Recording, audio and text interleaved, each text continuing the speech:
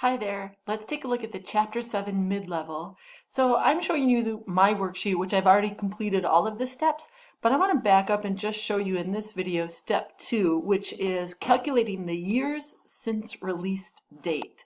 And in the instructions, they ask us specifically to use this function, which you can see here in the formula bar, the year frac.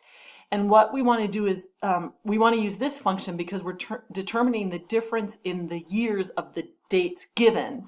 So you can go ahead and type in equals year frac, accept that function name from your list, then start with the parentheses. Everything that comes after the function name goes in parentheses. And then here's the trick, right? So we have the two dates we want to use. We want to use the difference between the release date, which is F2, and today, which sits over in Q2. But the trick is that Q2 has to be an absolute reference. And in fact, if you want to kind of up your game a little, Q2 can be a mixed reference. Because we're only ever going to copy this function down the column, Q will always stay Q because we're not copying it left or right, we're only copying it down. So Q will never change to P or R. The column won't ever change that way.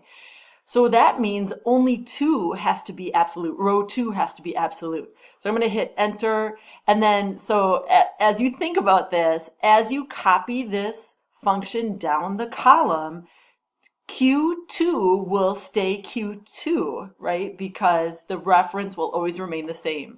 So just think about that because this chapter is going to really push you to use mixed references. And we can do this. It's Excel Intermediate. We're ready for this.